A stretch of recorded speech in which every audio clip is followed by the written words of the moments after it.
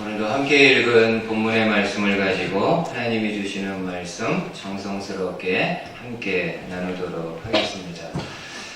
저희가 몇 주에 걸쳐서 마태복음 12장을 계속해서 보는데, 여러분이 아는 것처럼 마태복음 12장에는 예수님이 종교 지도자들하고 논쟁하는 장면들이 계속해서 나옵니다. 여기 종교 지도자들이라고 하면은 주로 바리새인들을 이야기합니다. 오늘 본문에도 보니까는 예수님은 바리새인들과 또 신학적인 논쟁을 하게 되는데, 먼저 바리새인들이 예수님에게 이런 요청을 합니다. 38절 한번 보세요.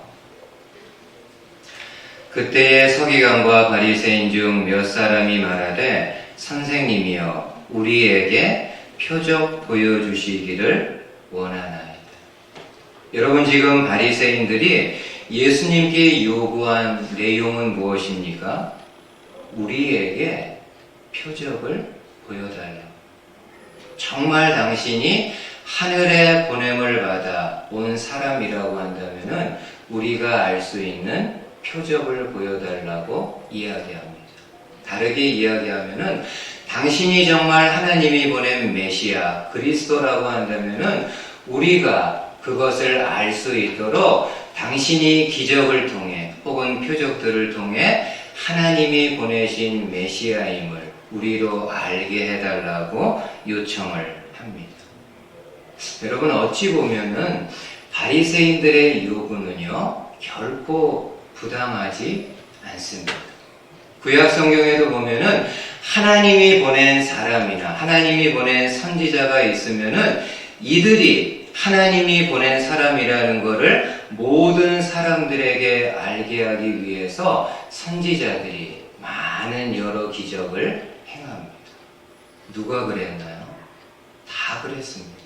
멀리는 모세부터 그렇고요. 엘리야, 엘리사 선지자, 그냥 입으로만 하나님의 말씀 전하며 내가 하나님이 보낸 사람이라고 입증하지 않고 여러 기적들을 행하면서 본인이 바로 하나님이 보낸 선지자임을 보여주셨습니다.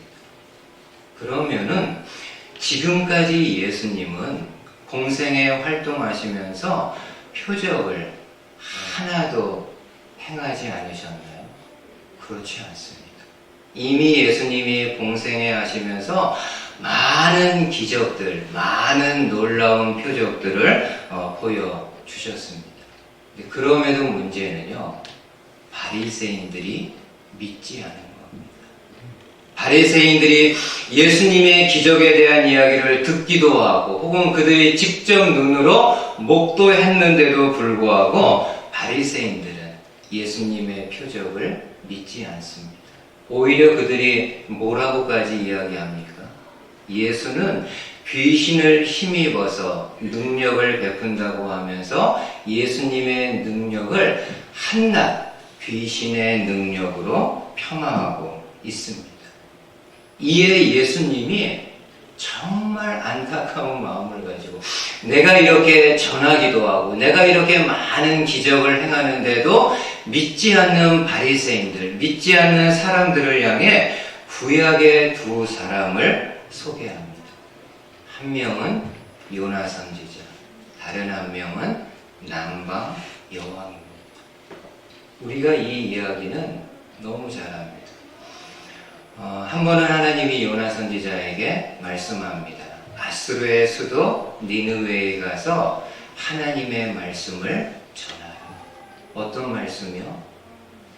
너희들이, 니느웨 사람 여러분들이 가지고 있는 죄를 회개하지 않으면은 하나님의 불같은 심판을 피할 수 없을 것이라고 전하라고 말씀합니다. 근데 솔직히 요나는요, 이 말씀을 들었을 때 좋아하지 않습니다. 왜냐하면은 그 당시 아수르 나라가 이스라엘 백성들을 너무나도 많이 괴롭히기 때문입니다. 그래서 말씀은 받았지만은 가고 싶은 마음은 눈꽃만큼도 없습니다. 그래서 어떻게 하나요?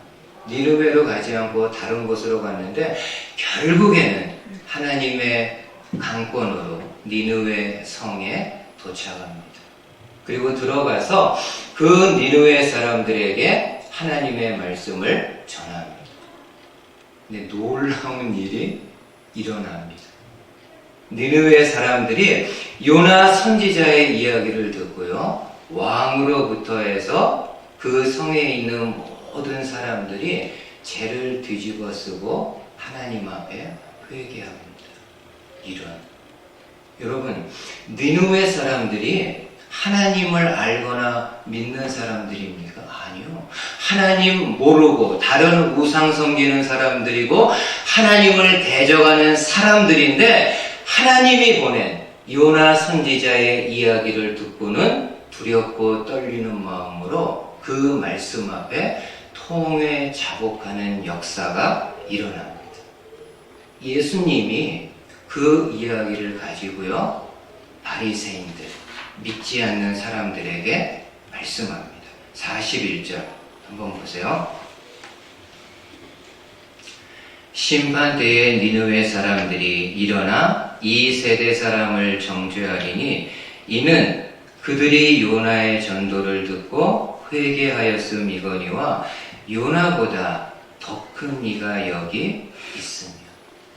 지금 예수님이 너무 안타까운 겁니다.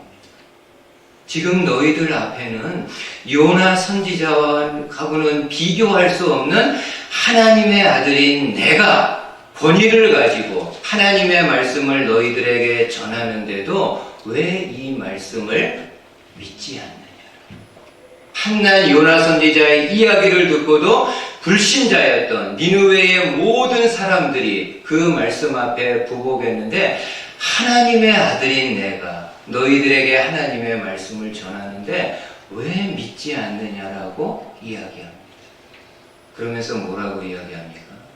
세상 마지막 때에 너희들 계속 믿지 않으면은 세상 마지막 때에 이 니느웨 사람들이 일어나서 믿지 않는 너희들을 정죄할 것이라. 우리는 한낱 요나 선지자 이야기 듣고도 회개했는데 왜 당신들은 하나님의 아들의 말씀을 듣고도 회개하지 않았느냐라고 정죄할 것이라고 이야기합니다. 하나를 예수님이 더 너무 안타까워요. 여러분, 솔로몬의 지혜는요, 전 세계가 인정하는 지혜였습니다.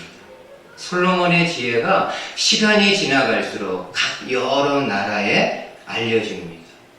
그래서 남방에 있는 남방 여왕이 솔로몬 왕의 지혜를 듣기 위해서 예루살렘까지 올라옵니다. 남방은 어디인가요? 예루살렘 가까운 곳이요? 아니요. 아프리카 남단. 어떤 신학자는 예멘이라고 이야기하는데, 하여튼 아프리카 남단의 예루살렘에서는 어마어마하게 먼 거리입니다. 그럼에도 이 남방 여왕이요, 솔로몬의 지혜로운 말 한마디 듣기 위해서 많은 보물들을 가지고요, 그 먼 길을 마다하지 않고 올라옵니다. 솔로몬의 지혜를 듣기 위해서. 예수님이 말씀하는 거예요. 42절 보세요. 심판 때에 남방 여왕이 일어나 이 세대 사람을 정죄하리니 이는 그가 솔로몬의 지혜로운 말을 들으려고 땅끝에서 왔음이거니와 솔로몬보다 더 큰 이가 여기 있느니라. 참 안타깝게 예수님 생각합니다. 지금 너희들 앞에는 솔로몬의 지혜와는 비교할 수 없는 지혜의 근원이 되고 지혜 자체인 내가 하나님의 말씀을 너희들에게 전하는데 왜 내 말을 듣지 않는가? 왜 하나님의 말씀을 믿지 않는가? 심판 때에, 마지막 때에 여러분들이 계속해서 이 말씀을 믿지 않으면은 스바 여왕, 남방 여왕이 일어나서 믿지 않는 너희들을 정죄할 것이라고 말씀합니다. 오늘 저와 여러분들은 어떻습니까? 예수님 당시 바리새인들, 예수님 당시 믿지 않는 사람들은 이랬는데 오늘 저와 여러분들은 어떻습니까? 솔직히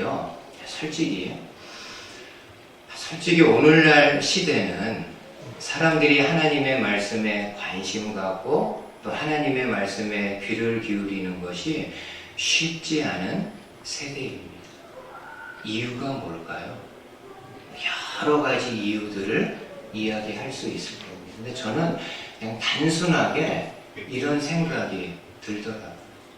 왜 많은 사람들이 하나님의 말씀에 관심을 갖지 않아요? 솔직히 우리 주변에요, 하나님 말씀보다도 더 좋아 보이는 게 많기 때문이에요. 더 좋아 보이는 게. 그렇죠. 우리 주변에 좋은 책들 얼마나 많이 있습니까? 좋은 영화, 좋은 드라마, 봐야 될 게 또 얼마나 많이 있습니까?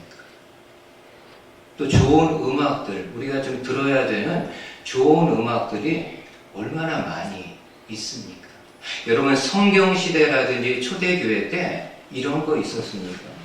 뭐 이렇게 책들이 있고 무슨 그렇게 공연들이 많았습니까? 그러다 보니까는 선지자나 사도들이 나가서 사람들에게 어떤 이야기를 들려주거나 어떤 메시지를 들으며 그래도 사람들이 뭔 소린가 하고 관심을 기울입니다. 근데 오늘날에는요, 너무 좋은 게 많아요. 가봐야 될 관광지도 많이 있고요. 또 맛집도 왜 이렇게 많습니까? 가봐야 될 맛집들도 너무 많아요. 그러니까 하나님의 말씀에 관심을 갖는 것이 쉽지 않은 세대입니다. 그럼에도 우리가 하나님의 말씀에 관심 갖고 하나님의 말씀에 귀를 기울여야 되는 이유는 무엇일까요? 이유가 있어요. 하나님의 말씀은 진리이기 때문입니다. 하나님의 말씀은 진리이기 때문에요, 우리가 관심 갖고 귀 기울여야 돼요. 여러분, 솔직히 세상 어느 책도 우리 영과 육의 구원에 대해서 가르쳐 주는 책은 없습니다. 물론 우리 삶을 돌아보게 하고 우리 삶을 보다 낫게 하는 많은 책들이 우리 주변에 있습니다. 그러나 우리 영혼을 하나님께로 구원의 자리로 인도해 주는 책은 오직 하나님의 말씀밖에 없습니다. 그러기에 우리가 힘들어도 하나님의 말씀 앞으로 나아가야 합니다.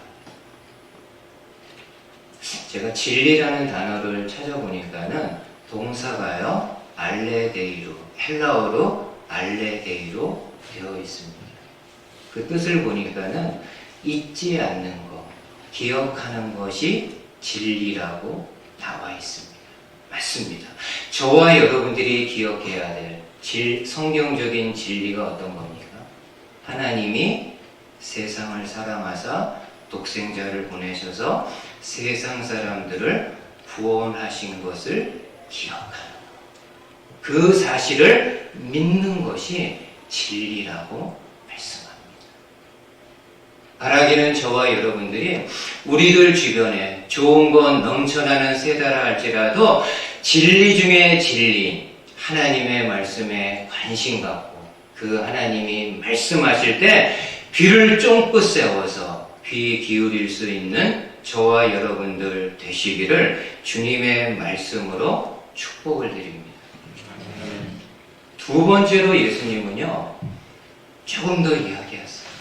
이 바리새인들, 믿지 않는 사람들과 세대가 너무 안타까워가지고요, 하나의 비유를 들려줍니다. 43절 한번 보세요. 제가 한번 전체를 그냥 좀 읽어드릴게요. 더러운 귀신이 사람에게서 나갔을 때에 물 없는 곳으로 다니며 쉬기를 구하되 쉴 곳을 얻지 못하고 이에 이르되 내가 나온 내 집으로 돌아가리라 하고 와보니 그 집이 비고 청소되고 수리되었거늘 이에 가서 저보다 더 악한 귀신 7을 데리고 들어와서 거하니 그 사람의 나중 형편이 전보다 더욱 심하게 되었느니라. 이 악한 세대가 이렇게 되리라. 이와 같더라. 여러분, 비유의 내용은 이렇습니다. 한 번 더 소개하면은, 더러운 귀신이요, 어떤 사람의 마음에서, 어떤 사람에게서 나와서 더 좋은 마음, 더 좋은 장소, 더 좋은 집이 있는가를 찾아다닙니다. 근데 더 좋은 곳을 찾지 못합니다. 그래서 구관이 명관이라고, 전에 있었던 집, 전에 있었던 사람의 마음이 그래도 좋은 것이었구나 하고 이 귀신이 다시 돌아옵니다. 근데 와서 보니까는 마음의 집이 너무 깨끗하게 정리가 되어 있는, 너무 지내기가 좋은 겁니다. 그러니까 이 귀신이 혼자 지내는 게 아까워가지고요, 자기보다 악한 7 귀신 친구들을 데리고 와서 함께 거하게 되었다. 이 사람의 상태가 어땠을까요? 귀신 하나만 있어도 삶이 황폐해지는데 이 귀신보다 악한 7의 귀신이 들어와 있으니까는요, 얼마나 이 사람의 삶이 힘들었겠습니까? 여러분, 예수님이 이 비유를 하신 이유는 뭘까요? 이 빈집의 의미는 어떤 걸까요? 이 비유는 하나님의 말씀을 듣거나 혹은 하나님이 행하는 기적들을 볼 때 마음으로는 감동을 받으며 놀랍다, 놀라운 일이다, 마음으로 감동은 받는데 그 이상 자신의 죄를 회개하는 자리에는 나아가지 않는 사람들의 마음을 가리킵니다. 지금 바리새인들의 마음이 그렇지 않나요? 바리새인들은 예수님의 가르침을 들었을 뿐만이 아니라 예수님이 행하셨던 놀라운 기적들을 다 들었던 사람들입니다. 귀로 들었을 뿐만이 아니라 본인들이 어떤 기적은요, 그 역사의 현장에 있어가지고 직접 예수님이 행하셨던 기적을 보았던 사람들입니다. 근데 어떻습니까? 마음의 놀라움은 느꼈겠지만요, 본인의 잘못, 본인의 죄를 회개하는 자리에까지는 나아가지 않습니다. 오히려 예수님을 비방하고 대적하는 곁길로 나아갑니다. 혹시 오늘 우리 마음은 어떤가요? 혹시 우리 마음이 이와 같지는 않습니까? 이게 좋은 건지 어떤지는 솔직히 모르겠는데요, 오늘날 많은 사람들이 하나님의 말씀을 듣습니다. 듣기는 듣습니다.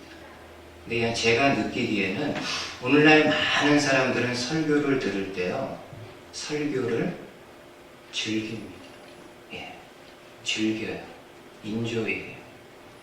설교자가 한 편의 설교를 길지 않게 재미있게 구성하고 논리적으로 막 이렇게 잘 짜가지고 이렇게 설교하면은요, 듣는 사람들은 하나님의 말씀을 잘 들었다라고 생각하기보다는 한 편의 좋은 강연을 들은 걸로 생각합니다. 인문학 강의 이런 거 좋은 강의 들었다고 생각을 합니다. 그래, 목사님 말이 맞지. 100번 맞고 옳은 말이고 좋은 말이고 맞는 말이지. 예수님이 하셨던 말씀 100번 1000번 맞는 말이고 옳은 말이고 좋은 말이지. 근데요, 거기까지 그 이상을 안 나갑니다. 하나님이 말씀을 통해서 누군가의 마음속에 있는 죄를 드러내고 누군가의 마음속에 있는 잘못에 대해서 지적을 하게 될 때 그 말씀의 찔림을 받아가지고 그 말씀 앞에서 니느웨 사람들처럼 하나님 앞에 죄를 회개하고 통회 잡아가는 자리에까지 나아가야 되는데 그 자리까지요, 안 나갑니다. 그냥 내 귀를 즐겁게 하고 내 힘든 마음을 이 피상적으로 위로해주는, 위로받은 것으로만 만족을 합니다. 근데 여러분, 중요한 문제가 있어요. 우리가 말씀 보지 않았지만 이 말씀 다음에요, 이런 이야기가 나옵니다. 예수님이 어디서 이렇게 사람들에게 말씀을 전하는데 예수님의 어머니 마리아와 그 형제들이 밖에 왔습니다. 그러자 한 사람이 예수님에게 알려줘요. 당신의 어머니와 당신의 형제들이 밖에 지금 당신을 만나러 기다리고 있다. 그때 예수님이 그에게요, 사람들에게 말합니다. 누가 내 어머니고 누가 내 형제 자매인가? 그러면서 이렇게 이야기합니다. 한번 보세요. 50절에 누구든지 하늘에 계신 내 아버지의 뜻대로 행하는 자가 내 형제요 자매요 어머니다. 누구든지 하늘에 계신 내 아버지의 뜻대로 하는 사람. 하나님의 뜻, 하나님의 말씀을 듣고 그냥 좋다 이렇게만 머물러 있는 사람이 아니라 그 하나님의 말씀을 듣고 순종할 거는 순종하고 죄에 대해서 이야기할 때는 그 죄에 대해서 하나님의 말씀 앞에서 회개하고 다시금 하나님 앞에 나아가는 사람이 하나님의 패밀리가 된다고 이야기합니다. 우리는 여러분 잘못하면은요 오해할 수 있습니다. 그냥 이 입으로 하나님 믿습니다. 하나님 말씀 잘 들었습니다. 이렇게만 하면은 하나님의 패밀리 멤버십을 가질 수 있다고 생각합니다. 아니요. 예수님 말씀하잖아요. 하나님 아버지의 뜻대로 행하는. 하나님이 순종에 대해서 말씀하셨으며 그 말씀 앞에 순종하는 사람, 그 사람의 죄에 대해서 지적했을 때 그 죄에 대해서 회개하고 돌이키는 사람이 하나님의 가족이 될 수 있다. 바라기는 저와 여러분들이 이렇게 말씀을 들을 때 그냥 듣는 것으로만 인조이하고 내 귀를 즐겁게 하는 그런 거에만 만족하는 것이 아니라 하나님이 말씀을 통해서 내 부족한 부분, 내 연약한 부분을 드러내실 때 힘들지만 그 말씀 앞에 순종하거나 또 회개함으로 하나님의 가족이 될 수 있는 저와 여러분들 되시기를 주님의 말씀으로 축복을 드립니다. 하나 더 있어요. 이 빈집의 비유 정말 중요하고 누구를 주인으로 삼을 것인가의 문제입니다. 중요해요. 여러분 한번 생각해 보세요. 조금 전에 비유 들었으니까 이 비유에 나오는 사람의 가장 결정적인 문제는 어떤 걸까요? 더러운 귀신이 이 사람의 마음에서 떠났습니다. 그러니까 이 마음은 어떤 마음이 된 건가요? 빈 마음이 된 거예요. 그죠? 예, 빈 마음이 됐는데 그 빈 마음을요 그대로 방치한 거예요. 여러분 우리가 살고 있는 지구상에 있는 자연 법칙에서는 진공 상태를 허락하지 않습니다. 우주에는 진공 상태가 돼요. 그러니까 이 지구에 있는 자연 법칙에서는 진공 상태 없습니다. 어느 공간이 생기면은요 그 공간은 금방 채워집니다. 공기로라도 그 공간이 채워집니다. 마찬가지로 사람의 마음은요 진공 상태 없습니다. 빈 마음이 되었을 때 이 빈 마음은 무언가로 채워지게 됩니다. 우리 입장에서는 무언가로 내 공허한 마음을 채웁니다. 우리가 살면서 이러저런 여러 가지 빈 마음, 공허한 마음을 갖습니다.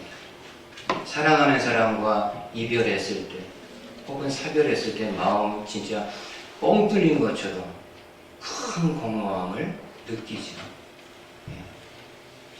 그리고 품에 있던 자녀들 이렇게 좀 하나 둘씩 떠나보낼 때 이 마음에 또 큰 공간이 생깁니다. 생각지도 않았던 질병에 걸렸을 때 이 마음에 또 공허한 공간이 생깁니다. 살면서 크고 작은 이런저런 인간관계라든지 이런저런 여러 가지 어려움들을 만날 때마다 이 마음에요, 빈 공간이 생깁니다. 그럴 때 이 마음을 누구로, 무엇으로 채워야 돼요?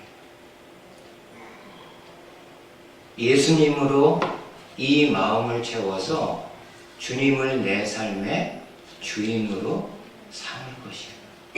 아니면 물질을 내 삶의 주인으로 삼을 것입니다. 인간적인 즐거움이나 쾌락을 내 삶의 주인으로 삼을 것입니다. 빈 마음이 되었을 때 무엇으로 채우느냐는 정말 중요한 일이에요. 여러분, 마지막으로 화면 하나 보세요. 오래된 책입니다. 미국의 로버트 멍에 목사님이 쓴 두꺼운 책 아니고요. 어떻게 보면은 소책자입니다. 내 마음 그리스도의 집입니다. 이 책은 내 마음이 그리스도의 집인지 아니면 다른 누구의 혹은 다른 무엇의 집인지를 사람들로 하여금 이렇게 돌아보게 하는 그런 내용을 가지고 있습니다. 지금도 제가 기억하는 거는요, 이 책에서 아주 중요한 개념 하나를 로버트 멍에 목사님이 주장합니다. 그게 바로 명의 이전입니다. 명의 이전 어떤 건 우리 잘 알잖아요. 이렇게 집을 새로 이렇게 샀을 때 명의 이전 하잖아요. 이전 주인의 이름 대신에 내 이름을 이렇게 기록하는 거. 문패에다가 전 주인 이름 떼고 내 이름 붙이는 게 명의 이전이잖아요. 여러분, 영적으로 마찬가지. 예수님을 믿기 전에는 저와 여러분들의 마음의 문패에는요, 내 이름이 있습니다. 내가 내 삶의 주인 돼서 내가 이끌어가는 것. 그러나 그런 그가 예수님을 진심으로 마음으로 믿고 영접했을 때 어떻게 됩니까? 마음의 문패가요, 내 이름에서 예수님으로 바뀌어져요. 주님이 내 삶의 주인이십니다. 근데 종교개혁한 마르틴 루터가요, 같은 이전에 이미 루터가 이런 고백을 했어요. 여러분, 루터는 우리가 아는 대로 사제잖아요. 다른 누구보다도 성경에 대해서, 그리스도에 대해서 잘 아는 사람임에도 불구하고 잘못된 신학 사상을 가지고 있었기 때문에 어느 날 그가 성경을 통해서 예수 그리스도가 누구이시고 예수 그리스도를 어떻게 만날 수 있는가를 성경을 통해서 바르게 알고 바르게 예수님을 영접하게 됩니다. 그때 본인의 마음을요, 이런 짧은 이야기로 소개를 해줍니다. 하루는 사단이 루터에게 와가지고 루터의 마음 문을 두드립니다. 사단은 당연히 누가 문을 열고 나올 줄 알았을까요? 루터가 나와야죠. 근데 문을 열고 나오는 분은 예수님입니다. 깜짝 놀라가지고, 아니 여기는 분명히 루터 집인데 왜 예수님이 나오느냐라고 반문합니다. 루터가 이야기하죠. 전에 내가 예수님을 마음으로 믿지 못했을 때는 내가 내 삶의 주인이 되어서 살았는데 이제는 예수님을 마음에 영접하고 그분의 말씀에 순종해서 살아가기 때문에 내 예수님이 내 삶의 주인이라고 고백을 합니다. 마지막으로 한번 생각해 보세요. 여러분들은 마음이 공허할 때 누구로 혹은 무엇으로 이 마음을 채웁니까? 내가 내 삶의 주인 되어서 살아가는지, 물질을 주인 삼아 살아가는지, 인생의 쾌락이나 성공 이런 거를 주인 삼아 살아가고 있는지, 아직 여러분들의 마음의 문에 명패가 바뀌지 않았다면요, 오늘 말씀을 통해서 다시금 그 마음의 문패가 예수 그리스도로 명의 이전 될 수 있는 저와 여러분들 되시기를 주님의 말씀으로 축복을 드립니다. 아멘.